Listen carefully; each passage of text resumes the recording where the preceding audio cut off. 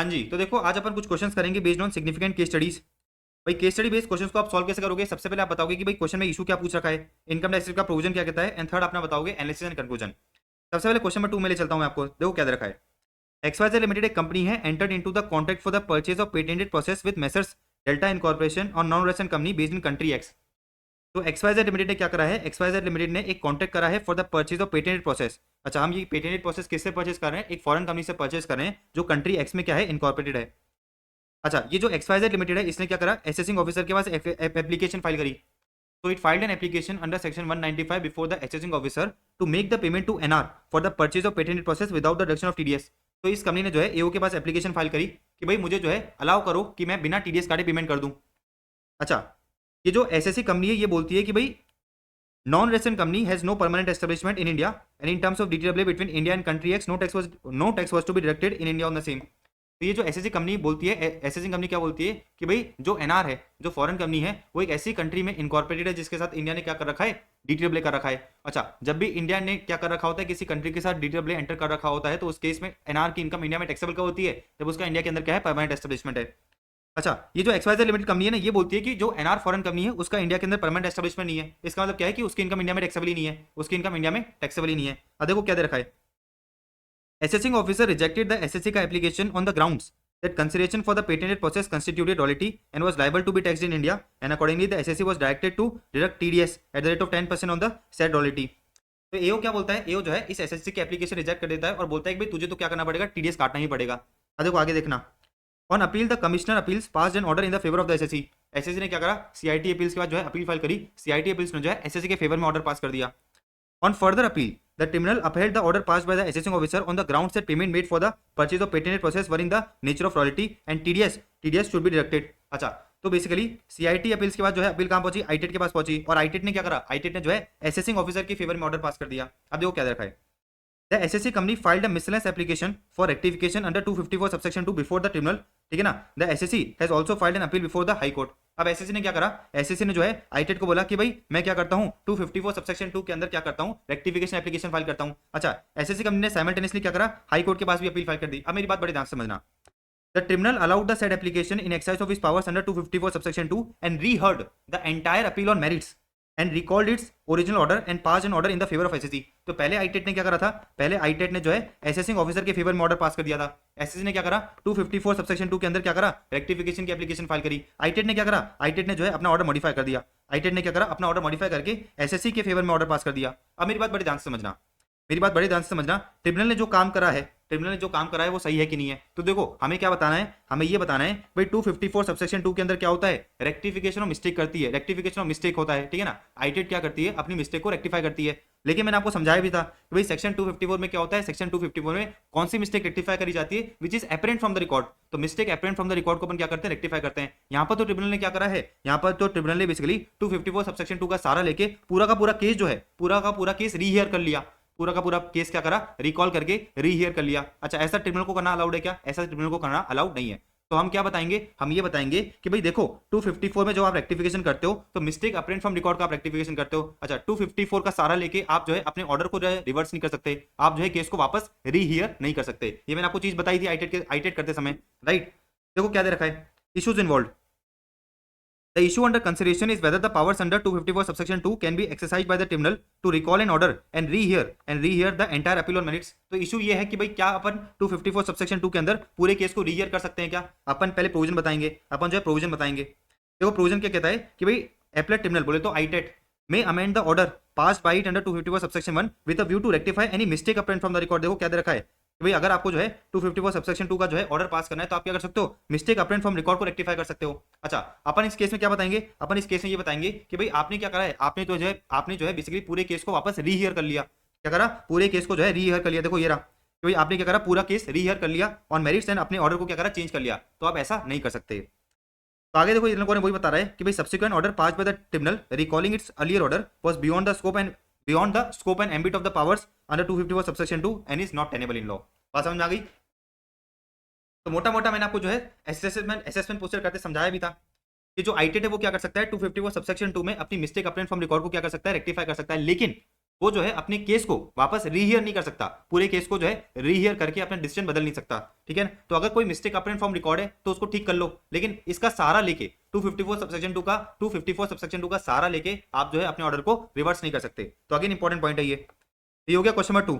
देखो क्या दे रखा है, the facts given in the question are similar to the facts in Reliance Telecom Limited, Reliance Communication Limited, ठीक है ना, 440 ITR 1 where in the issue came up before the Supreme Court. मतलब बेसिकली सुप्रीम कोर्ट ने जो है क्या करा था, सुप्रीम कोर्ट ने जो है ये जजमेंट दिया था, सुप्रीम कोर्ट के जजमेंट के बेसिस पे क्या है ये क्वेश्चन फ्रेम हुआ है, डन है। अब आ जाते हैं क्वेश्चन नंबर 3 पे, देखो क्या दे रखा है। चलो क्वेश्चन नंबर 4 करते हैं। अच्छा क्वेश्चन नंबर 4 भी मैंने आपको समझा रखा है, क्वेश्चन नंबर 4 भी मैंने आपको समझा रखा है। मैंने आपको बताया था कि भाई अगर आप क्या करते हो आईटेट के पास जो है अपील फाइल करते हो तो आईटेट क्या करेगा, आपका जो डिमांड है उस पर स्टे लगा देगा, उस पर क्या करेगा स्टे लगा देगा। कितने दिन का स्टे लगाता है, 180 डेज का स्टे लगाता है, लेकिन 180 डेज का स्टे जो है बेसिकली एक्सटेंड भी करा जा सकता है to maximum 365 days, to maximum 365 days. तो फॉर एग्जांपल 180 डेज के अंदर ऑर्डर पास नहीं करा आईटेट ने, तो आईटेट क्या करेगा आपका जो स्टे ऑफ डिमांड है उसको क्या करेगा 365 डेज पे एक्सटेंड कर देगा। लेकिन लेटर से सपोज 365 डेज भी निकल चुके हैं, लेकिन लेटर से सपोज 365 डेज भी निकल चुके हैं, अच्छा अभी तक आईटेट ने ऑर्डर पास नहीं कराए, तो बेसिकली जो स्टे ऑफ डिमांड है, जो स्टे ऑफ डिमांड है वो क्या होता है, जो स्टे ऑफ डिमांड है वो वेकेट हो जाता है, जो क्या हो जाता है वेकेट हो जाता है as per income tax act. लेकिन सरकार ने कहा, सुप्रीम कोर्ट के पास ये केस पहुंचा और सुप्रीम कोर्ट ने ये कहा कि देखो 365 डेज के अंदर, 365 डेज के अंदर अगर जो है आपने ऑर्डर पास नहीं कराया, किसने आईटेट ने, तो 365 डेज के अंदर अगर आईटेट ने ऑर्डर पास नहीं कराए और एसएससी की कोई गलती नहीं थी, एसएससी की कोई गलती नहीं थी, तो उस केस में जो है स्टे ऑफ डिमांड वेकेट नहीं होगा। मेरी बात समझ पा रहे हो, अब क्वेश्चन पढ़ो। भाई during the scrutiny assessment of refresh me limited a company engage in the manufacture and distribution of package juices, the AO increase the income passed on the order. तो एओ ने क्या करा, एओ ने जो है आपकी इनकम को इंक्रीज कर दिया। Agreed by the order the assessee filed the appeal to CIT appeals to confirm the order of AO. तो सीआईटी बिल्स ने क्या करा, एओ के फेवर में ऑर्डर पास कर दिया। एसएससी ने क्या करा, एसएससी ने जो है आईटेट के पास अपील फाइल करी, अच्छा, और रिक्वेस्ट करा for the stay of demand, ठीक है ना, which the tribunal provided for initially 80 days, 180 days, ठीक है ना। तो ट्रिब्यूनल ने क्या करा 180 डेज का स्टे लगा दिया डिमांड पे, on the deposit of 20% of the amount of tax by the refresh me limited. Thereafter the bench was functioning intermittently and thereafter the disputed matter could not be disposed of। तो ये लोग कहने हैं कि भाई जो आईटेट है, आईटेट ने जो है बेसिकली ऑर्डर पास नहीं करा, आईटेट बहुत बिजी चल रही थी, तो आईटेट ने जो है 180 डेज में ऑर्डर पास नहीं करा। द कंपनी ने क्या करा, एक्सटेंशन के लिए अप्लाई करा। The company applied for the extension of stay and was granted extension up to 365 days. तो कंपनी ने क्या करा, स्टे ऑफ डिमांड को क्या करा, एक्सटेंड करने की जो है रिक्वेस्ट करी। आईटेट ने क्या करा, आपका जो स्टे ऑफ डिमांड है उसको एक्सटेंड कर दिया। The appellate tribunal did not dispose of the appeal before the time extended for the collection of tax। अच्छा अभी भी आईटेट बहुत बिजी चल रही थी, एसएससी की कोई गलती नहीं है, अभी भी आईटेट बहुत बिजी चल रही थी और आईटेट ने जो है क्या करा, विद इन 365 डेज भी ऑर्डर नहीं पास करा। इनकम टैक्स एक्ट कहता है कि भाई अगर 365 डेज के अंदर भी ऑर्डर पास नहीं हुआ तो आपका जो ये डिमांड ऑर्डर था, ये जो डिमांड ऑर्डर पे स्टे लगा हुआ था, ये जो है वेकेट हो जाएगा। इसका मतलब क्या है कि भाई एसएससी ऑफिसर क्या कर सकता है, एसएससी से रिकवरी कर सकता है। ये कौन सा, ये इनकम टैक्स एक्ट कहता है। The revenue served an order of demand citing the reason that the order of stay automatically gets vacated post the expiry of 365 days। SSC seeks your opinion। तो मैंने आपको बताया कि भाई इनकम टैक्स एक्ट ये कहता है कि भाई 365 डेज में अगर ऑर्डर पास नहीं हुआ आईटेट का, तो आपका जो ये स्टे है, ये जो स्टे है वेकेट कर दिया जाएगा, स्टे जो है वेकेट कर दिया जाएगा, भले ही इसमें एसएससी की कोई गलती नहीं है। लेकिन ये केस कहाँ पहुंचा, सुप्रीम कोर्ट के पास पहुंचा, ये केस जो है सुप्रीम कोर्ट के पास पहुंचा और सुप्रीम कोर्ट ने ये कहा कि भाई देखो अगर 365 डेज में ऑर्डर पास नहीं कराया आईटेट ने और बेचारे एसएससी की कोई गलती नहीं है, एसएससी की कोई गलती नहीं है, तो ये जो स्टे ऑफ डिमांड है, ये जो स्टे ऑफ डिमांड है ये वेकेट नहीं होगा। ये कहां पे डिसाइड हुआ, सुप्रीम कोर्ट में डिसाइड हुआ। पढ़ो देखो, the contention of the department is not justified, any order of stay shall stand vacated after the expiry of the period or periods mentioned in the section only if the delay is attributable to the SSC। तो उन लोगों ने कहा भाई 365 days के बाद आपका जो ये स्टे ऑफ डिमांड है वेकेट तब होगा जब बेसिकली डिले किसकी वजह से है, डिले जो है एसएससी की वजह से है। तो अगर एसएससी की कोई गलती नहीं थी, अगर एसएससी की कोई गलती नहीं थी तो उस केस में ये जो स्टे ऑफ डिमांड है ये वेकेट नहीं करा जाएगा। और ऐसा कहां पर डिसाइड हुआ था, ऐसा बेसिकली पेप्सी फूड्स लिमिटेड के केस में डिसाइड हुआ था, जहां पर सुप्रीम कोर्ट ने ये चीज बताई थी, जहां पर जो है सुप्रीम कोर्ट ने जो है इस चीज को क्लैरिफाई करा था। तो आप सबसे पहले इशू बताओगे, आप इशू पढ़ लेना, फिर आप जो है 254 का प्रोविजन बताओगे, फिर एनालिसिस एंड कंक्लूजन दोगे। तो मैंने आपको जो है इनकम टैक्स का प्रोविजन समझाया, पढ़ो देखो। इनकम टैक्स का प्रोविजन क्या कहता है कि भाई where the appeal filed before the ITAT is not dispose of within the period of stay और extended period of stay granted by the tribunal, the order shall stand vacated after the expiry of 365 days even if the delay in disposing of the appeal is not attributable to the assessee. तो income tax कहता है कि भाई देखो 365 days खत्म हो गए तो उसके बाद ये जो आपका स्टे ऑफ डिमांड है ना ये वेकेट कर दिया जाएगा। अब उससे फर्क नहीं पड़ता कि भाई एसएससी की गलती थी या नहीं थी, लेकिन सुप्रीम कोर्ट ने कहा कि भाई वेकेट नहीं होगा, 365 डेज में अगर ऑर्डर पास नहीं हुआ तो ये जो स्टे ऑफ डिमांड है वेकेट नहीं होगा। अगर एसएससी की गलती नहीं थी, अगर एसएससी की गलती थी तो वेकेट कर दो। अगर एसएससी की गलती नहीं थी, इनकम टैक्स डिपार्टमेंट बिजी चल रहा था, आईटी बिजी चल रहा था, तो बेचारे एसएससी की गलती है, तो अगर एसएससी की कोई गलती नहीं थी तो उस केस में स्टे ऑफ डिमांड वेकेट नहीं करा जाएगा। डन है, ये हो गया अपना क्वेश्चन नंबर 4। अब देखो क्वेश्चन नंबर 5 पे आओ। देखो क्वेश्चन नंबर 5 मैंने आपको करा रखा है पेज नंबर 212 ऑफ आपके नोट्स, ठीक है ना। तो जब मैं आपको कुछ इंपॉर्टेंट केस लो करा रहा था, देखो इंपॉर्टेंट केस लो वाला चैप्टर करा रहा था, तो मैंने आपको जो है ये वाला पोजीशन पढ़ाया था, ये वाला पोजीशन पढ़ाया था एग्जांपल के साथ, एक्जैक्टली पूरा पूरा सेम है, पूरा का पूरा वर्ड टू वर्ड सेम है। तो इसमें क्या हुआ था कि भाई एसएससी के घर पे रेड पड़ी, ठीक है ना, एसएससी के घर पे क्या हुई, सर्च हुई, एओ ने क्या करा, आपसे जो है गोल्ड बार सीज कर लिए। अच्छा, एसएससी ने क्या करा है, चला के वॉलंटरीली अपनी कोई अनडिस्क्लोज इनकम को डिस्क्लोज करा है। एसएससी ये कहता है एओ को कि भाई आप क्या करो, ये जो है गोल्ड बार को बेचो, इसको सेल करो, एंड जो भी मेरा ये अनडिस्क्लोज इनकम पे टैक्स बनता है उसको जो है एडजस्ट कर लो। मैंने आपको बताया था कि भाई 132 बी डील करता है किससे, सीज एसेट से। 132 बी ये कहता है कि भाई जो भी आपसे एसेट सीज करे गए हैं ड्यूरिंग सर्च, उसको हम जो है किसके लिए यूटिलाइज कर सकते हैं, कोई आपकी एग्जिस्टिंग लाइबिलिटी है उसके लिए यूटिलाइज कर सकते हैं, कोई आपकी न्यू लाइबिलिटी है एज पर असेसमेंट ऑर्डर, उससे अपन क्या कर सकते हैं, यूटिलाइज कर सकते हैं। तो बेसिकली एओ क्या कहेगा, एओ जो है एसएससी को ये कहेगा कि भाई तेरी एप्लीकेशन को हम रिजेक्ट करते हैं। क्यों रिजेक्ट करते हैं, क्योंकि जो तूने अपनी इनकम को क्या करा है, जो तूने अपनी इनकम को बेसिकली वॉलंटरी डिस्क्लोज करा है, जब तक मैं अपना असेसमेंट ऑर्डर पास नहीं कर देता, जब तक कि बेसिकली ये तेरी लाइबिलिटी जो है डिटरमिन नहीं होगी, मतलब ये तेरी जो है न्यू लाइबिलिटी नहीं बनेगी जब तक कि मैं अपना असेसमेंट ऑर्डर पास ना कर दूं। तो बेसिकली एसएससी ने क्या करा, एप्लीकेशन फाइल करी, एओ क्या करेगा, एओ जो है 132 का प्रोविजन समझाएगा और बोलेगा कि भाई देखो 132 में जो हम आपसे एसेट सीज करते हैं वो या तो कोई आपकी एग्जिस्टिंग लाइबिलिटी चलती आ रही है उसके लिए यूटिलाइज हो सकती है, या फिर जो मैं नया असेसमेंट ऑर्डर पास करूंगा उसमें जो लाइबिलिटी निकल के आएगी उससे यूटिलाइज हो सकती है। तो एसेसिंग ऑफिसर ये कहेगा कि देखो जब तक मैं अपना असेसमेंट ऑर्डर पास नहीं कर देता तब तक मैं आपकी जो है ये गोल्ड बार की जो इनकम है, मतलब गोल्ड बार को जो मैं बेचूंगा, गोल्ड बार को बेचने में जो भी पैसा आएगा उससे मैं जो है इसका टैक्स सेटल नहीं कर सकता। तो एक्जैक्टली यही चीज इस क्वेश्चन में दे रखी है, सेम टू सेम पूरा का पूरा क्वेश्चन है। तो मैं वापस आपको क्वेश्चन नहीं करा रहा, पढ़ लेना इसको, मैं वापस आपको जो है क्वेश्चन नहीं करा रहा, पढ़ सकते हो आप इसको, राइट। अब आ जाता है अपन क्वेश्चन नंबर 6 पे। देखो क्वेश्चन नंबर 6 क्या कह रहा है, क्वेश्चन नंबर 6 क्या कह रहा है, भाई mister X file the return of income for the previous year 23-24 by declaring a total income of 10 lakh, ठीक है ना। इसने क्या करा, 10 लाख की टोटल इनकम डिक्लेयर करी। His case was selected for scrutiny assessment and an addition of 4 lakh was made by the assessing officer on account of disallowances of certain expenses। ये उन्हें क्या करा, स्क्रूटनी असेसमेंट करते समय 4 लाख से इनकम बढ़ा दी आपकी। During the course of assessment, Mr. X found that he erroneously failed to claim the set-off of brought forward losses under section 72 amounting to 3 lakh which he was otherwise entitled to। तो basically ये जो SSC है इसको जो है बाद में ये पता चला कि भाई इसने जो है अपना ब्रॉड फॉर लॉस को सेट ऑफ करना भूल गया, ये रिटर्न ऑफ इनकम भरते समय इसके कुछ ब्रॉड फॉर लॉसेज होंगे उसको जो है सेट ऑफ करना ये भूल गया। By the time the error was discovered by the Mr. X, the time limit for filing the revised return वो भी एक्सपायर हो चुकी है, तो रिवाइज रिटर्न की भी टाइम लिमिट क्या हुई, एक्सपायर हो गई। Hence, during the course of proceedings, Mr. X approached the assessing officer to allow to set off of the brought forward losses which was erroneously not claimed in the return of income, ठीक है ना। तो वो एओ के पास गया और एओ को ये कहा कि भाई देखो मैं अपनी रिटर्न ऑफ इनकम में ब्रॉड फॉरवर्ड लॉसेस को जो है सेट ऑफ करना भूल गया था, आप जो है क्या करना, आप जो है अपना असेसमेंट ऑर्डर पास करते समय इन ब्रॉड फॉरवर्ड लॉसेस को सेट ऑफ कर देना। Whether the AO is bound to accept the request of the Mr. X। अब सवाल ये आता है कि भाई एओ की क्या जिम्मेदारी बनती है। तो इनकम टैक्स एक्ट कहता है, इनकम टैक्स एक्ट एओ को ये कहता है कि देखो एओ आपकी जिम्मेदारी बनती है, आपकी जो है जिम्मेदारी बनती है कि भाई मिस्टर एक्स ने अगर रिटर्न फाइल करते समय कोई एरर कर दी थी तो आप उसको क्या करो, ठीक करो। देखो क्या दे रखा है अंडर सेक्शन 72 क्या कहता है कि जो भी आपके ब्रॉड फॉरवर्ड बिजनेस लॉस है उसको आप सेट ऑफ कर सकते हो। देखो क्या दे रखा है, it is the duty of the assessing officer to assist a taxpayer in every reasonable way, particularly in the matter of claiming and securing relief, and in this regard they should take the initiative in guiding a taxpayer where the proceedings or other particulars before them indicate that some refund or relief is due to him। तो अगर assessee को कोई relief मिलनी चाहिए and SSC ने कोई relief ली नहीं है, गलती से रिलीफ नहीं ली है, तो एओ की जिम्मेदारी बनती है कि वो क्या करेगा, एओ की जिम्मेदारी बनती है कि भाई वो रिलीफ किसको देगा, एसएससी को देगा।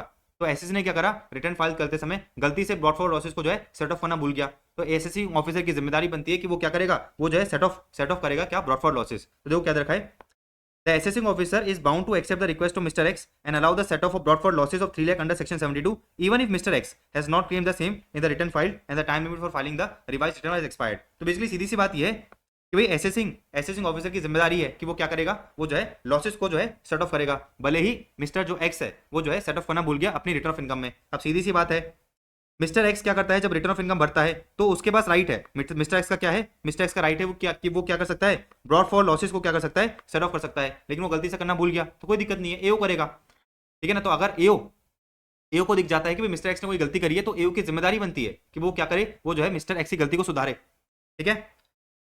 तो इशू अंडर कंसिडरेशन यही था कि भाई क्या एओ की जिम्मेदारी बनती है कि वो क्या करे, ब्रॉडफोर्ड लॉसेस को सेट ऑफ कर ले। तो सेक्शन 72 हमने बताया, 72 क्या कहता है, 72 ये कहता है कि भाई अगर आपने क्या कर दी है, अपनी जो है return of loss with in time file कर दिए, तो जो आपका लॉस है 8 ईयर्स के लिए क्या होता है, कैरी फॉरवर्ड होता है, मतलब आपको अगले 8 साल में आप क्या कर सकते हो, उसको सेट ऑफ कर सकते हो।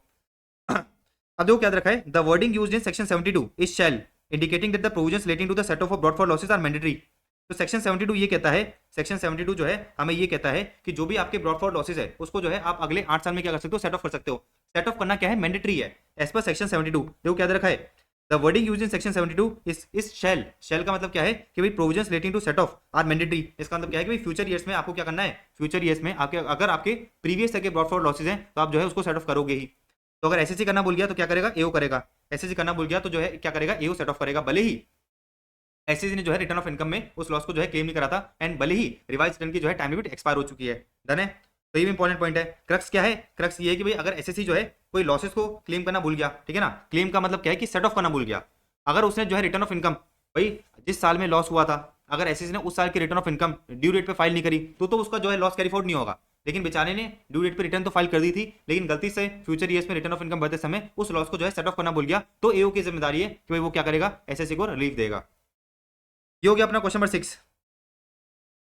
अब आते हैं अपन क्वेश्चन नंबर 7 पे। देखो क्वेश्चन नंबर 7 पढ़ने की जरूरत नहीं है, क्वेश्चन नंबर 7 आपको जो है पढ़ने की जरूरत है। मैंने आपको जो है टीडीएस टीसी चैप्टर में 10 बार समझाया था कि जो आपका 194H के अंदर कमीशन होता है, ठीक है ना, 194H के अंदर कमीशन पे जो टीडीएस होता है वो स्टैंडर्ड कमीशन भी करता है एंड सप्लीमेंट्री कमीशन भी करता है। तो देखो इस केस में क्या होगा, इस केस का कंक्लूजन यही है कि जो आपका टीडीएस है 194H में स्टैंडर्ड कमीशन भी कटेगा, सप्लीमेंट्री कमीशन भी कटेगा। तो क्रक्स इतना सही है, क्रक्स जो है इतना सही है। देखो ये रहा, the contention of the company is not correct and they are required to deduct tax, they are required to deduct tax, ठीक है ना, under 194H on both the standard commission and supplementary commission। तो इसको पढ़ लेना, पढ़ना चाहो तो पढ़ लेना, अदरवाइज क्रक्स मैंने आपको समझाई दिया है, अदरवाइज जो है मैंने आपको क्रक्स पूरा समझाई दिया है। तो इसमें वही बात कर रहा है, कंपनी बोलती है कि भाई हम स्टैंडर्ड कमीशन पे टीडीएस काटेंगे, सप्लीमेंट्री कमीशन पे टीडीएस नहीं काटेंगे। आप जो है पूरी राम कथा समझाना और आखिर में कंक्लूजन देके आ जाना कि भाई दोनों पे कटता है, दोनों पे जो है टीडीएस कटता है 194H में। क्वेश्चन नंबर 8 पे आओ। देखो क्या बोल रहा है, the arm length price determined by the tribunal, which is the final fact-finding authority, is final and cannot be subject matter of scrutiny by the High Court, as it does not give rise to substantial question of law। ये कहना चाह रहे हैं कि भाई जो आईटेट होती है, आईटेट क्या होती है, फाइनल फैक्ट फाइंडिंग अथॉरिटी होती है। मैंने आपको समझाया था, मैंने आपको समझाया था कि भाई हाई कोर्ट और सुप्रीम कोर्ट के पास आप क्या कर सकते हो, क्वेश्चन ऑफ लॉ लेके जा सकते हो, क्वेश्चन ऑफ फैक्ट लेके नहीं जा सकते। तो इन लोगों ने कहा कि भाई ट्रिब्यूनल ट्रिब्यूनल ने क्या करा है, जो एएलपी डिटरमिन करा है वो फाइनल है। ट्रिब्यूनल ने जो एएलपी डिटरमिन करा है वो फाइनल है। हाई कोर्ट जो है छेड़छाड़ नहीं कर सकता, हाई कोर्ट जो है छेड़छाड़ नहीं कर सकता। Examine the correctness of the statement. तो देखो सीधी सी बात ये है कि भाई अगर हाई कोर्ट को लगता है कि जो आईटेट है उसने एएलपी का डिटरमिनेशन ढंग से नहीं करा है, तो हाई कोर्ट क्या करेगा, उसको रिव्यू कर सकता है। बस इतना सा क्रक्स है, पढ़ो। तो क्या रखा है, in an appeal challenging the determination of ALP it is always open for the high court, ठीक है ना, high court is always open to examine in each case within the parameters of 260A whether while determining the ALP the guidelines laid down by the Income Tax Act and the Income Tax rule are followed or not and whether the determination of ALP, ठीक है ना, is correct और not. तो मोटा मोटा अपन ने ये समझा कि भाई अगर आईटेट ने क्या करा है, कोई एएलपी को डिटरमिन करा है, अच्छा एसएससी को लगता है कि जो आईटेट ने एएलपी डिटरमिन करी है वो सही नहीं है, तो एसएससी क्या करेगा, अपील फाइल करेगा हाई कोर्ट के पास। अब सवाल ये आता है कि क्या हाई कोर्ट इस चीज को चेक कर सकता है, क्या हाई कोर्ट जो है इस चीज को स्क्रूटनाइज कर सकता है कि जो आईटेट ने एएलपी का डिटरमिनेशन करा है वो सही है कि नहीं है। तो हमने कहा बिल्कुल हाई कोर्ट ऐसा कर सकता है, बिल्कुल जो है हाई कोर्ट ऐसा कर सकता है। तो सबसे पहले आपने इशू बता दिया, सबसे पहले जो है आपने क्या करा, इशू बता दिया कि भाई क्या हाई कोर्ट जो है बेसिकली एएलपी का डिटरमिनेशन को स्क्रूटनाइज कर सकता है कि नहीं कर सकता है। फिर आप क्या करोगे, प्रोविजन बताओगे। प्रोविजन क्या है कि भाई अगर आईटेट के ऑर्डर के अगेंस्ट आपको अपील फाइल करनी है तो अपील किसको फाइल करोगे, अपील फाइल करोगे हाई कोर्ट को। अगर हाई कोर्ट को लगता है कि भाई case involves a substantial question of law, फिर आप जो है एनालिसिस एंड कंक्लूजन दोगे। फिर आप क्या करोगे, एनालिसिस एंड कंक्लूजन दोगे। एनालिसिस एंड कंक्लूजन का क्या मतलब है कि भाई आईटेट की जिम्मेदारी बनती है कि वो क्या करेगा, एएलपी को डिटरमिन करेगा as per the procedure laid down under the transfer pricing chapter. अगर एसएससी को लगता है कि भाई जो आईटेट ने क्या करा है, एएलपी डिटरमिन करा है सही नहीं है, तो वो क्या कर जाए, वो कहां पहुंच जाएगा, हाई कोर्ट के पास पहुंच जाएगा। और अगर हाई कोर्ट को लगता है, और अगर हाई कोर्ट को भी लगता है कि जो आईटेट ने एएलपी डिटरमिन करी है, ठीक है ना, वो सही नहीं है, तो वो क्या करेगा, वो जो है बेसिकली ऑर्डर पास करके एएलपी की जो है क्या करेगा, सही कर देगा। इजी है। तो ये हो गया क्रक्स क्वेश्चन नंबर 8 का। पढ़ लेना इसको, देखो पढ़ लेना इसको। एग्जाम में जो है ये डायरेक्ट क्वेश्चन आपको नहीं मिलेंगे, एग्जाम में जो है आपको डायरेक्ट क्वेश्चन नहीं दिए जाएंगे, बस ये आपकी जो है लॉजिकल अंडरस्टैंडिंग के लिए है। फिर भी अगर एग्जाम में क्वेश्चन आ जाता है तो आपको रटने की कोई जरूरत नहीं है, आपको जो है अपनी लैंग्वेज में क्या है, issues involve, relevant provisions of the act and analysis and conclusion, बस इतना लिखोगे तो भी आपको जो है नंबर मिल जाएंगे। ये हो गया अपना क्वेश्चन नंबर 8। अब आते हैं अपन क्वेश्चन नंबर 9 पे। देखो क्वेश्चन नंबर 9 क्या कहता है,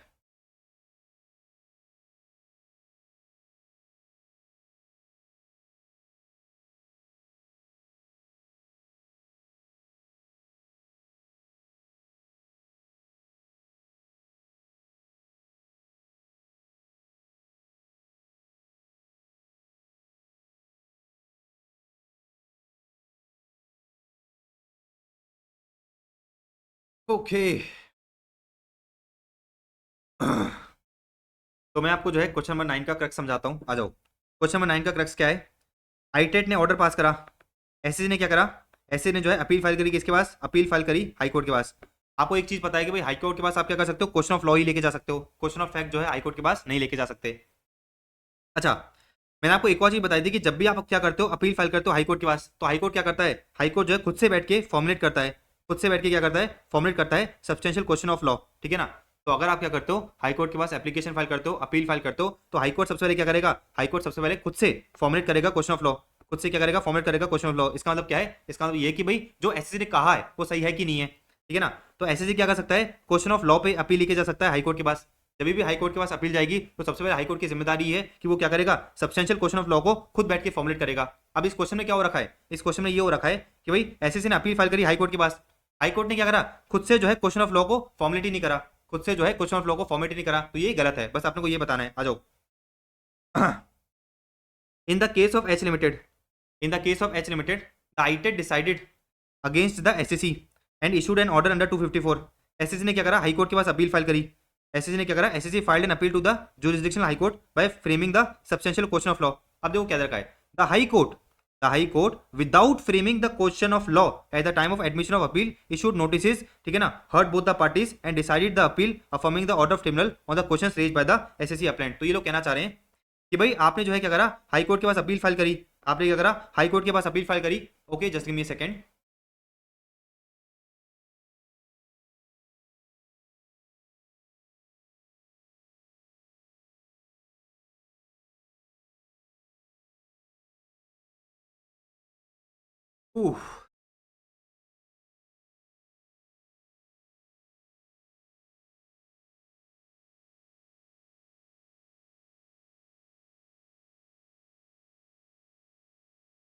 तो मैं आपको ये बता रहा था कि भाई इस केस में क्या हो रहा है कि एसएससी ने जो है अपील फाइल करी हाईकोर्ट के पास, हाईकोर्ट ने क्या करा? बिना क्वेश्चन ऑफ लॉ को खुद से फ्रेम करे अपना ऑर्डर पास कर दिया। अब मुझे बताओ ये सही है कि गलत है? सीधी सी बात है, गलत है।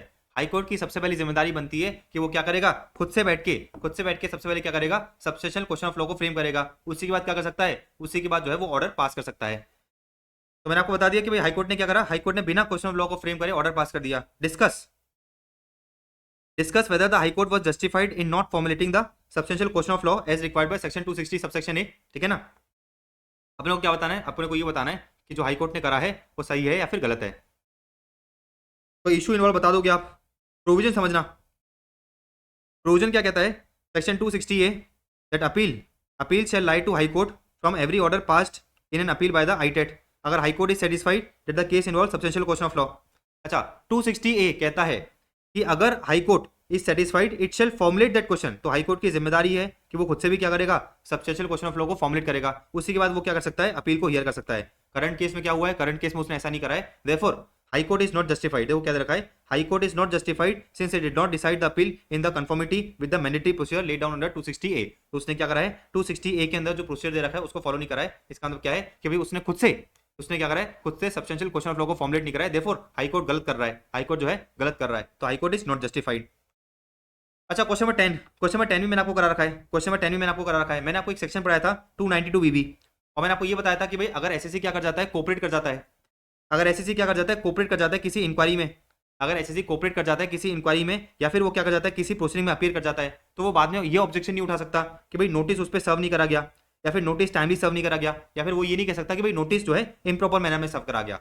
ये क्या है? 292 बीबी है। ये क्या था? 292 बीबी का सेक्शन था, ठीक है ना? अच्छा, करंट केस में क्या हुआ है? करंट केस में 143 सबसेक्शन 3, 143 सबसेक्शन 3 बोले तो स्क्रूटनी असेसमेंट करने के लिए असेसिंग ऑफिसर को क्या करना पड़ता है? 143 सबसेक्शन 2 का नोटिस इशू करना पड़ता है। असेसिंग ऑफिसर ने 143 सबसेक्शन 2 का नोटिस ही इशू नहीं करा। अब जो अपना एसएससी है ना, वो तो क्या कर जाता है? वो जो है बेसिकली पार्टिसिपेट कर जाता है इन द असेसमेंट प्रोसीडिंग्स। अच्छा, बाद में जाके एसएससी को ये पता चलता है कि भाई ये जो नोटिस है ये तो उसको मिला ही नहीं था, तो बाद में क्या करता है? एसएससी जो है ऑब्जेक्शन उठाता है। अब एओ क्या बोलता है? एओ ये बोलता है कि देखो आपने तो क्या करा है? असेसमेंट प्रोसीजर में पार्टिसिपेट कर लिया है, तो आप जो है ये ऑब्जेक्शन नहीं उठा सकते। ऐसा कौन बोल रहा है? एओ बोल रहा है। तो एओ जो है क्या बोलता है? एओ जो है 292 बीबी का सारा लेके ये कहता है कि भाई देखो आपने तो क्या करा है? प्रोसीडिंग्स में पार्टिसिपेट कर लिया है, तो अब जो है आप ऑब्जेक्शन नहीं उठा सकते। तो हमारी जिम्मेदारी क्या है? अपन जो है एज अ सीए क्या समझाएंगे एओ को? हम जो है सीए को, हम जो है एओ को ये समझाएंगे कि देख 292 बीबी कब लगता है? जब आपने नोटिस इशू कर दिया है, जब आपने नोटिस इशू कर दिया था लेकिन जो है एसएससी को सर्व नहीं हुआ, या फिर टाइमली मैनर पे सर्व नहीं हुआ, या फिर जो है इम्प्रॉपर मैनर में सर्व हुआ। लेकिन अगर आपने नोटिस ही इशू नहीं करा, अगर आपने नोटिस इशू नहीं करा तो उस केस में जो है 292 भी अप्लाई नहीं होता। इसका मतलब क्या है कि भाई एसेसिंग ऑफिसर गलत है, एसेसिंग ऑफिसर गलत है। देखो क्या दे रखा है, accordingly non issuance of notice, non issuance of notice under 143 subsection 2 is not a curable defect, is not a curable defect under 292 बीबी। तो एसेसिंग ऑफिसर जो है 292 बीबी का सारा नहीं ले सकता भाई, 292 बीबी का सारा नहीं ले सकता जब उसने नोटिस इशू नहीं करा। भाई नोटिस इशू करना तो मैंडेटरी है। 292 बीबी कब लगता है, 292 बीबी लगता है जब आपने नोटिस इशू कर दिया था, जब आपने नोटिस इशू कर दिया था। लेकिन अगर आपने नोटिस इशू करा ही नहीं है तो उस केस में बेसिकली 292 बीबी नहीं लगेगा। So in the present case, since the assessment of Mr. Arora was completed under 143 subsection 3 without issuing notice, the assessment is bad in law and not a curable defect. मतलब जो SSC कह रहा है वो एकदम सही है। Therefore the contention of SSC is valid and the contention of assessing officer is invalid. Logically पूरी बात समझ में आ गई। अच्छा, ये सारी चीजें मैंने आपको बताया, ये सारी की सारी चीजें जो है मैंने आपको जो है अपने लेक्चर्स में करा रखी है, अपने लेक्चर्स में जो रिस्पेक्टिव सेक्शन होते हैं उनके साथ मैंने आपको करा रखी है। बस जब भी आपको जो है इस तरह की क्वेश्चन मिल जाए थियोरेटिकल, तो आपको जो है करना क्या है, आपको जो है 4 चीजें लिख के आनी है। Issues involve, provisions, analysis and conclusion, इतना लिख दोगे तो आपको जो है 4 नंबर पूरे मिल जाएंगे। डन है। अपनी लैंग्वेज में लिख के आना, कुछ भी रटने की जरूरत नहीं है। इसलिए मैं आपको जो है line by line word to word कुछ पढ़ा रहा नहीं हूँ, अल्टीमेटली फालतू अपना टाइम वेस्ट होगा, अपने को जो है कंसेप्ट पता होना चाहिए। अब जो अपने क्वेश्चन बच गए हैं वो कर लेते हैं।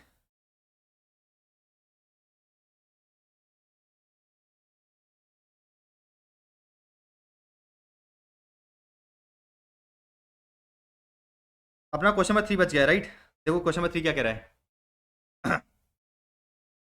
The assessee, the SSE being an Indian branch of US company Element Incorporation was engaged in the contract research activities and cultivation of parent seeds in India. It has been claiming exemption by treating its entire income as agriculture income. अच्छा, तो एक SSC है वो क्या है, US company में, US company की Indian branch है। तो इंडिया में जो है एक ब्रांच है यूएस कंपनी की। आगे देखो क्या दे रखा है।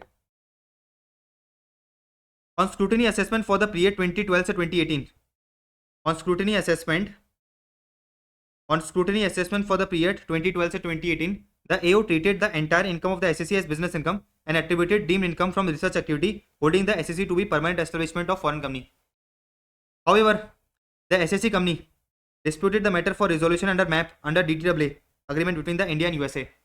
देखो सीधी सी बात यह है कि भाई एसएससी कौन है, फॉरेन कंपनी की इंडियन ब्रांच है, ठीक है ना। अच्छा, वो क्या कर रही थी, वो अपनी सारी की सारी इनकम एग्जाम क्लेम कर रही थी। वो जो है अपनी सारी की सारी इनकम क्या कर रही थी, एग्जाम क्लेम कर रही थी by treating entire income as agriculture income. तो ये इंडियन ब्रांच ने करा, इंडियन ब्रांच ने क्या करा, अपनी सारी की सारी इनकम जो है एग्जाम क्लेम कर लिया। एओ ने क्या करा, एओ ने जो है बेसिकली स्क्रूटनी असेसमेंट खोला इस कंपनी का, और एओ ने क्या करा, सारी की सारी इनकम को जो है बिजनेस इनकम मान लिया, एग्रीकल्चर इनकम ना मानते हुए क्या मान लिया, बिजनेस इनकम मान लिया। एसएससी ने क्या करा, एसएससी कंपनी ने जो है बेसिकली डीटीडब्ल्यू के अंदर जो म्यूचुअल अग्रीमेंट प्रोसीजर होता है, जो म्यूचुअल अग्रीमेंट प्रोसीजर होता है उसको रिजॉर्ट करा। मैप क्या होता है मैंने आपको जो है इंटरप्रिटेशन ऑफ टैक्स वाले चैप्टर में बहुत अच्छी तरह समझाया था। The map was culminated in 2022, the assessment was finalised and the taxes along with interest were paid by the SSC under 220 subsection 2, ठीक है ना। तो असेसमेंट क्या हो गया था, फाइनलाइज हो गया था। एसएससी ने क्या करा, एसएससी ने जो है टैक्स और इंटरेस्ट पे कर दिया। हाउएवर, देखो क्या रखा है, however the assessee disputed the amount of interest. Assessee जो है कमिश्नर के पास अपील फाइल करता है under section 222A for the waiver of interest. मैंने आपको जो है सेक्शन 220 सबसेक्शन 2A समझाया था। ये एसएससी क्या कर सकता है, कमिश्नर के पास अपील फाइल कर सकता है, और ये कह सकता है कमिश्नर के पास एप्लीकेशन फाइल कर सकता है, और ये कह सकता है कि भाई देखो हमारा जो इंटरेस्ट है उसको माफ कर दो, हमारा जो इंटरेस्ट है उसको माफ कर दो, क्योंकि हमें क्या हो रही है, जेन्युइन हार्डशिप हो रही है। हमारा जो इंटरेस्ट है उसको माफ कर दो क्योंकि हमें क्या हो रही है, जेन्युइन हार्डशिप हो रही है। अगर आप हमसे जो है इंटरेस्ट लोगे तो हम बर्बाद हो जाएंगे। ऐसा जो है क्या कर सकता है एसएससी 222A में 220 सबसेक्शन 2A के अंदर क्या कर सकता है, वो बेसिकली एप्लीकेशन फाइल कर सकता है कमिश्नर को। अब देखो क्या रखा है, SSC is a part of global conglomerate which had in 2022 86,000 crore का नेट सेल्स एंड 15,000 करोड़ का नेट प्रॉफिट। अच्छा, एसएससी जो है, एसएससी का जो है टोटल सेल्स कितना है, एसएससी का जो है बेसिकली टोटल सेल्स है 86,000 करोड़ का। तो एसएससी क्या है, SSC is a part of LMC incorporation a global conglomerate which had in 2022 86,000 crore का नेट सेल्स एंड 15,000 करोड़ का प्रॉफिट। अच्छा, एसएससी ने इंटरेस्ट कितना पे करा है, एसएससी ने इंटरेस्ट पे करा है 1.75 करोड़ का। अब देखो क्या बोल रहा है, discuss whether the commissioner is justified in rejecting the claim of the SSC. Commissioner ने क्या करा, इसका जो एप्लीकेशन है वो रिजेक्ट कर दिया। अब हमें ये बताना है कि जो कमिश्नर ने करा, कि जो कमिश्नर ने एप्लीकेशन रिजेक्ट करा वो सही है कि नहीं है। तो मैंने आपको सिंपल सी बात बताई थी कि भाई आप जो है एप्लीकेशन फाइल से कर सकते हो कमिश्नर के पास, और कमिश्नर को ये कहते हो कि भाई हमारा इंटरेस्ट माफ कर दो क्योंकि हमें क्या हो रही है, जेन्युइन हार्डशिप हो रही है। कमिश्नर क्या बोलता है, कमिश्नर ये बोलता है कि मूर्ख लोगों, कमिश्नर क्या बोलता है कि मूर्ख इंसान, तुम लोगों का 15,000 करोड़ का प्रॉफिट है, 15,000 करोड़ का प्रॉफिट है, उसमें से आप जो है 1.75 करोड़ देने में रो रहे हो। आप ये कह रहे हो कि भाई 1.75 करोड़ हमने आपसे इंटरेस्ट ले लिया तो आपको जेन्युइन हार्डशिप होगी। हम मूर्ख नहीं है।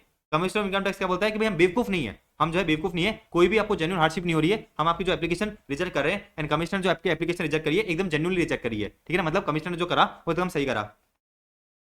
देखो इन लोगों ने वही बता रखा है, इन लोगों ने वही बता रखा है in comparison to the profitability 15,000 crore का प्रॉफिट है, the amount paid by it towards the interest was merely 1.75 crore, ठीक है ना। सो दिस फैक्ट ठीक है ना is relevant in concluding that no genuine hardship can be said to have been caused to the assessee, and accordingly commissioner ने जो आपकी application reject करी है वो एकदम सही रिजेक्ट करी है।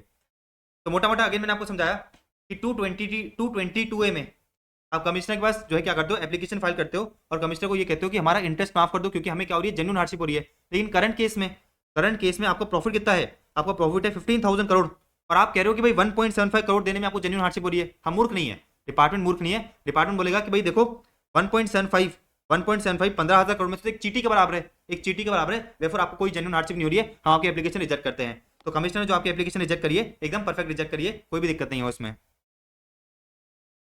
अब आ जाते हैं अपन क्वेश्चन नंबर 1 पे। देखो क्वेश्चन नंबर 1 में क्या है, एक कंपनी है, कंपनी ने क्या करा है 22 लाख का टीडीएस काटा है, कंपनी ने क्या करा है 22 लाख का करंट ईयर में टीडीएस काटा है, लेकिन कंपनी ने क्या करा विद इन टाइम जमा नहीं कराया। कंपनी ने 22 लाख का टीडीएस काट लिया लेकिन कंपनी ने जो है विद इन टाइम जमा नहीं कराया। कंपनी बोलती है कि भाई हम जमा इसलिए नहीं करा पाए क्योंकि हम क्या कर रहे हैं, फाइनेंशियल हार्डशिप से गुजर रहे हैं। हम क्या कर रहे हैं, फाइनेंशियल हार्डशिप से गुजर रहे हैं, हम जो है बर्बाद होने की कगार पे हैं। कैसे, क्योंकि हमारा मोटा पैसा जो है डेटर्स में फंसा हुआ है, हमारा मोटा पैसा जो है इनकम टैक्स डिपार्टमेंट के पास in the form of tax refund फंसा हुआ है। तो बेसिकली कंपनी ने टीडीएस काट लिया लेकिन जमा नहीं कराया। कितना है 22 लाख का टीडीएस काट लिया लेकिन सरकार को जमा नहीं कराया। कंपनी बोलती है कि भाई हम जमा इसलिए नहीं करा पाए क्योंकि हम फाइनेंशियल हार्डशिप से गुजर रहे हैं, हमारा मोटा पैसा डेटर्स में फंसा हुआ है, हमारा मोटा पैसा आप लोगों के पास फंसा हुआ है इन the form of tax refund. Company क्या बोलती है, कंपनी आगे बोलती है कि भाई it is further submitted that in spite of financial crisis the company है suo motu deposited the TDS amount along with interest under 2011A before receiving any notice from the income tax department। Company बोलती है कि देखो although हम financial crisis के through गुजर रहे थे लेकिन हमने जो भी आपका टीडीएस का अमाउंट था वो बकायदा इंटरेस्ट के साथ डिले जमा करा दिया है, ठीक है ना। तो कंपनी ने जो है टाइमली जमा नहीं कराया मतलब डिले जमा कराया। तो जब भी कंपनी क्या करेगी, डिले जमा कराएगी तो उसको क्या करना पड़ेगा, इंटरेस्ट पे करना पड़ेगा। तो कंपनी बोलती है कि भाई ऑल्दो हम फाइनेंशियल क्राइसिस के थ्रू गुजर रहे थे लेकिन हमने जो भी आपका टीडीएस का अमाउंट है अलॉन्ग विद इंटरेस्ट जमा करा दिया है, इसलिए प्लीज हम पे जो है प्रोसिक्यूशन प्रोसीडिंग्स मत लगाओ। तो कंपनी बोलती है कि भाई हमें जो है जेल वेल मत भेजो, अपने को ये बताना है, अपने को जो ये बताना है कि भाई कंपनी को जो है जेल होगी कि नहीं होगी। मैंने आपको जो है सेक्शन 276 कराया था, आपको ले चलता हूं मैं 276 में। देखो ये offences and penalty, offences and prosecution करते समय मैंने आपको जो एक सेक्शन कराया था 276 इधर मैंने आपको ये पढ़ाया था कि भाई अगर आपने क्या करा है टीडीएस काट लिया लेकिन सरकार को जमा नहीं कराया तो हम आपको जेल भेज देंगे। जेल कब तक भेजेंगे, 3 मंथ से लेकर 7 ईयर्स प्लस फाइन। लेकिन मैंने आपको एक और चीज कराई थी, मैंने जो है आपको एक और चीज कराई थी कि भाई हम आपको जेल नहीं भेजेंगे, हमको जो है जेल नहीं भेजेंगे अगर जो आपका टीडीएस टीसीएस का अमाउंट है वो अप टू 25 लाख है, वो अप टू 25 लाख है, एंड डिले इन डिपॉजिट क्या है, लेस देन 60 डेज है, राइट, ठीक है। तो मैंने आपको बताया कि भाई आपने टीडीएस काट लिया लेकिन सरकार को जमा नहीं कराया तो उस केस में आपको क्या हो जाएगी, जेल हो जाएगी। लेकिन जो आपने टीडीएस काटा था वो अप टू 25 लाख है एंड जो आपने डिले जमा कराया है वो लेस देन 60 डेज है, तो उस केस में हम आपको जेल नहीं भेजेंगे। क्वेश्चन में देखो क्या हो रहा है, क्वेश्चन में बेसिकली जो आपने टीडीएस काटा है वो क्या है 22 लाख है, मतलब 25 लाख तक है। अच्छा, कंपनी के पास क्या थे, जेन्युइन रीजन थे, कंपनी पे क्या थे, जेन्युइन रीजन थे। क्या जेन्युइन रीजन थे, क्योंकि कंपनी जो है फाइनेंशियल हार्डशिप के थ्रू गुजर रही थी। लेकिन कंपनी ने क्या करा, कंपनी ने जो भी आपका टीडीएस का अमाउंट है अलॉन्ग विद इंटरेस्ट जमा करा दिया। तो हम क्या कहेंगे, हम ये कहेंगे चलो ठीक है, हम आपसे जो है हम आपको जो है जेल नहीं भेजेंगे, हम आपको क्या नहीं करेंगे, जेल नहीं भेजेंगे। तो पहले आप इशू बताओगे, जो क्वेश्चन में इशू पूछ रखा है वो बताओगे। फिर आपने प्रोविजन समझाया किसका, 276B का, कि भाई हम आपको जेल भेज देंगे 3 मंथ से लेकर 7 ईयर्स तक। फिर मैंने आपको एक और चीज बताई कि भाई हम आपको जेल नहीं भेजेंगे, हम आपको जो है जेल नहीं भेजेंगे अगर रीजनेबल कॉज ऑफ फेलियर हो। फिर मैंने आपको एक और चीज बताई, कि भाई अगर आपका टीडीएस का अमाउंट अप टू 25 लाख है and delay in deposit less than 60 days है तो आपको जेल नहीं होगी। एंड आखिरी में हम क्या बताएंगे, आखिरी में ये बताएंगे कि भाई कंपनी का जो टीडीएस का अमाउंट है वो अप टू 25 लाख था। कंपनी ने जो है टीडीएस जमा इसलिए नहीं कराया क्योंकि कंपनी फाइनेंशियल हार्डशिप के थ्रू गुजर रही थी, एंड कंपनी ने लेकिन बाकायदा टीडीएस का अमाउंट अलॉन्ग विद इंटरेस्ट जमा करा दिया है। देयरफॉर जो है अपन क्या करेंगे, प्रोसिक्यूशन प्रोसीडिंग को इनिशिएट नहीं करेंगे। Therefore the initiation of prosecution proceedings under section 276B against the company and its actor is not correct, logically पूरी बात समझ में आ गई। तो मोटा मोटा आपको क्या है ये वाली लिमिट ध्यान रखनी है, मोटा मोटा जो है आपको ये वाली लिमिट ध्यान रखनी है कि भाई अगर आपका टीडीएस का अमाउंट क्या है 25 लाख है एंड डिले इन डिपॉजिट क्या है लेस देन 60 डेज है, तो उस केस में जो है आपको जो है जेल नहीं भेजेंगे, उस केस में आपको जो है जेल नहीं होगी, प्रोसिक्यूशन प्रोसीडिंग्स इनिशिएट नहीं होगी। अरे सारे क्वेश्चन हो गए क्या? 1 हो गया, 2 हो गया, 1 हो गया, 2 हो गया, 3 हो गया, 4 हो गया, ठीक है ना। 5 करा दिया क्या मैंने आपको? 5 मैंने आपको करा दिया, राइट। 5 मैंने आपको करा दिया, 6 हो गया आपका, 7 हो गया, 8 हो गया, 9 हो गया एंड 10 हो गया। मैं आपको 5 भी एक बार करा देता हूँ, 5 भी मैं आपको जो है एक बार करा देता हूँ। आप बोलोगे कि यार आपने एक क्वेश्चन छुड़ा दिया। पढ़ लो, देखो। A search was conducted in the business and residential premises of Mr. Y and some gold bars were seized. कुछ गोल्ड बार सीज करे गए। एसएस ने क्या करा, वॉलंटरली जो है 12.5 करोड़ की इनकम को क्या करा, डिस्क्लोज करा। फिर वो एप्लीकेशन फाइल करता है, फिर वो क्या करता है, एप्लीकेशन फाइल करता है कि भाई आप मेरे गोल्ड बार्स को बेचो, जो भी पैसा आएगा उससे क्या करना, इसकी जो लाइबिलिटी है, ये जो मेरी अनडिस्क्लोज इनकम की लाइबिलिटी है, इसको जो है एडजस्ट कर लेना। However the AO rejected the application, AO ने क्या करा, एप्लीकेशन को रिजेक्ट कर दी। अपने को बताना है कि भाई जो एओ ने काम करा है वो सही है कि नहीं है। तो मैंने अगेन बताया 132 में क्या होता है, 132 में जो हमने आपसे एसेट सीज करे हैं वो आपकी एग्जिस्टिंग लाइबिलिटी के लिए यूज होते हैं एंड आपकी जो है न्यू लाइबिलिटी के लिए यूज होते हैं। एग्जिस्टिंग लाइबिलिटी का मतलब क्या है कि जो आपकी एग्जिस्टिंग पहले से लाइबिलिटी चलती आ रही थी, जो अभी तक आपने पे नहीं करी है। और न्यू लाइबिलिटी का क्या मतलब है, न्यू लाइबिलिटी का मतलब ये है कि जो अभी तक नया असेसमेंट ऑर्डर पास होगा, जो नया असेसमेंट ऑर्डर पास होगा उसमें से जो लाइबिलिटी निकल के आएगी उसको कहते हैं न्यू लाइबिलिटी। तो मुझे एक चीज बताओ, ये जो आपकी अनडिस्क्लोज इनकम है, ये जो आपकी अनडिस्क्लोज इनकम है, क्या ये आपकी कोई एग्जिस्टिंग लाइबिलिटी थी क्या? अरे भाई एग्जिस्टिंग लाइबिलिटी नहीं थी, ये आपकी जो है एग्जिस्टिंग लाइबिलिटी नहीं थी, क्योंकि पीछे पहले एओ ने कोई ऑर्डर पास करा था क्या? पहले जो है एओ ने कोई ऑर्डर पास नहीं कर रखा इसके रिस्पेक्ट में।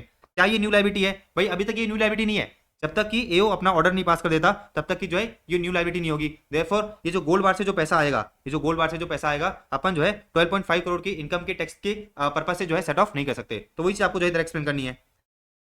Accordingly the action of AO rejecting the application on the ground that action can be taken only after the assessment is completed and a demand is quantified is justified। ठीक है, तो अपना conclusion क्या है कि जो एओ ने आपकी एप्लीकेशन रिजेक्ट करी है एकदम सही रिजेक्ट करी है। एओ क्या बोलता है, एओ बोलता है कि देखो जब तक मेरा असेसमेंट कंप्लीट नहीं हो जाता एंड जब तक कि मैं जो है डिमांड ऑर्डर पास नहीं कर देता तब तक की जो आपकी न्यू लाइबिलिटी है वो क्रिस्टलाइज नहीं होगी एंड अकॉर्डिंगली जो आपकी गोल्ड बार से पैसा आएगा उससे जो है हम अनडिस्क्लोज इनकम का टैक्स सेट ऑफ नहीं कर सकते।